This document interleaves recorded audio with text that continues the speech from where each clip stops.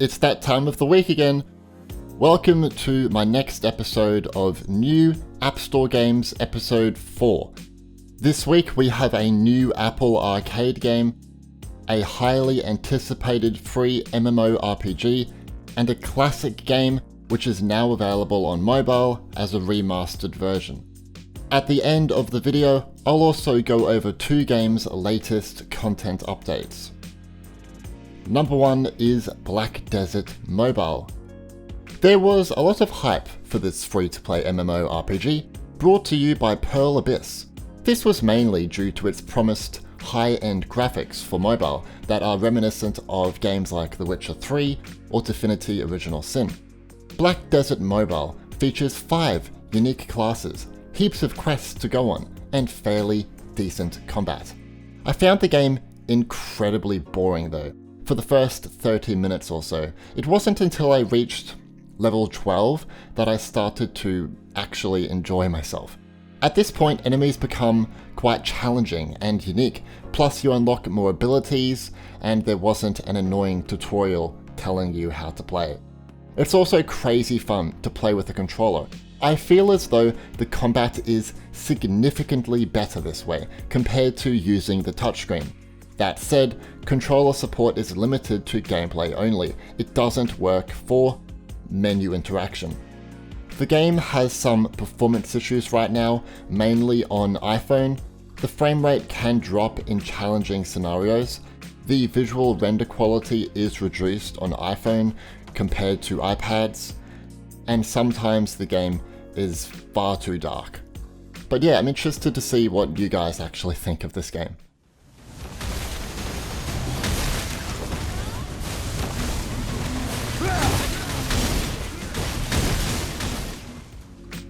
Number 2, we have Ultimate Rivals, the Rink. If you were watching the Game Awards 2019, you may have seen this game revealed at the event. It was also at this time that Apple officially launched it on Apple Arcade. It is a new sports game franchise that brings together athletes from games such as hockey, basketball, football, baseball, and soccer. And now they are playing in an officially licensed video game, which according to Apple is a first in sports and gaming. I'm not sure how true that is though. Players will go into offline and online 2-on-2 hockey matches and can use crazy abilities to gain an advantage. All this is set in futuristic and stylized environments that look really pretty. Phil Schiller recently said, and I quote, "With Apple Arcade, we are committed to delivering a curated catalogue where every title offers players a new innovative experience that pushes the boundaries of what a game can be." The Ultimate Rivals franchise does just that. The game is supposed to play at 60 frames per second on all Apple devices. However, right now on Apple TV, the frame rate seems to be quite low. Hopefully, this is fixed ASAP.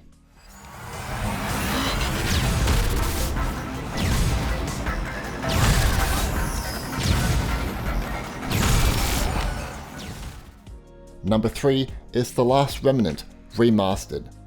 Well, this is a surprise. This week Square Enix ported The Last Remnant Remastered to iPhone and iPad. This remastered version brings enhanced graphics compared to the original 2008 version. This is all possible thanks to an updated game engine powered by Unreal Engine. The Last Remnant is a really big RPG game with 60 to 200 hours of gameplay depending on how you play. It features a really distinct battle system too. Some love it and some hate it. When you come in contact with enemies, it will trigger battles. From here, you decide on what commands to use for your players before a battle commences. The game is quite high-end and it's best played on recent devices. It runs fine on my iPhone XR, for example, but some users with an SE or iPad Mini 4 may come across performance issues. It is also not optimized for 2018 iPad Pro screens, which is weird. I'm not sure why it was released this way, so please fix. Come on. Anyway, the game goes for $19.99 USD, which is expensive, but remember, this is the same version found on any other platform.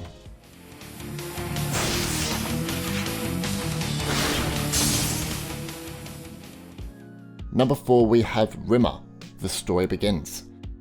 Rima, The Story Begins is a platform adventure Metroidvania video game that is set in a really stunning world.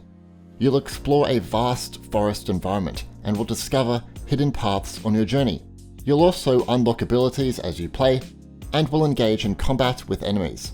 I have 2 issues with the game though. First, it's supposed to support controllers, but with the controller in my hand, there is no button to jump.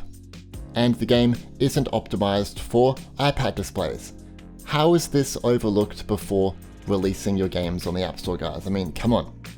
Other than that, I really enjoyed playing this one on my iPhone.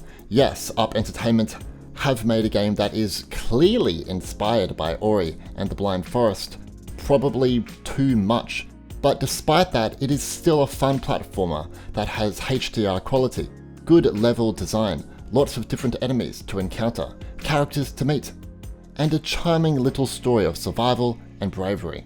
Rima, The Story Begins, costs $4.99 USD on the App Store.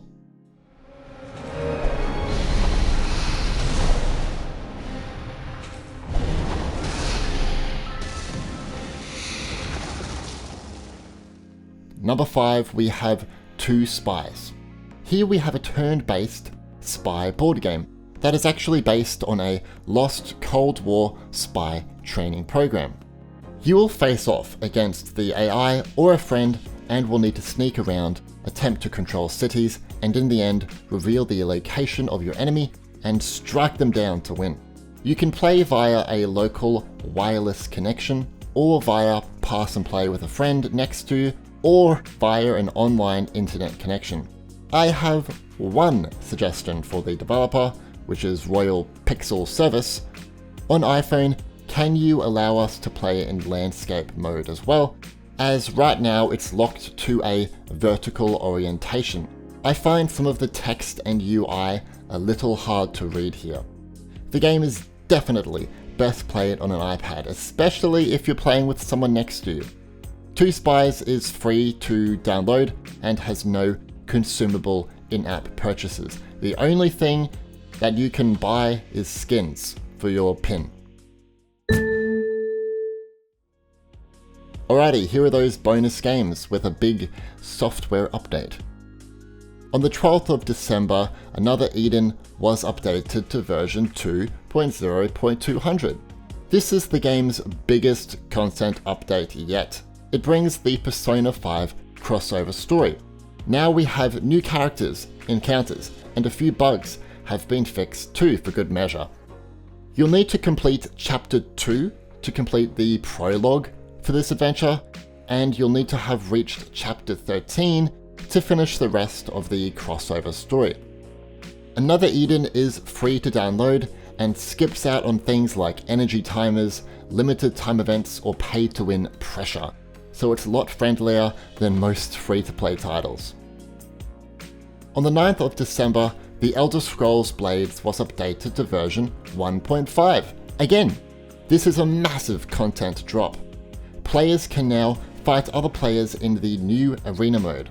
I actually met with Bethesda earlier in 2019 and they teased me about this idea, so I'm happy to see they finally decided to put it in. But that's not all that's new. There are no more chest timers. Yippee! You can now join a guild, trade materials, visit other towns. You can collect more loot from objects and enemies. Abilities have been powered up, and the town is now covered in snow.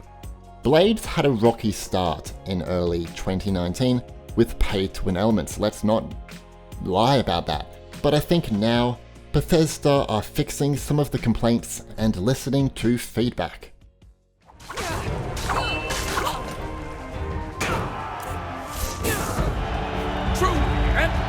Of the arena. Which game are you most excited about this week? And what do you think of the new Apple Arcade game? Anyway, leave a like if you found this video useful, in order to discover new App Store games, and subscribe and turn on notifications so you don't miss out on next week's episode. And as per usual, thanks for watching.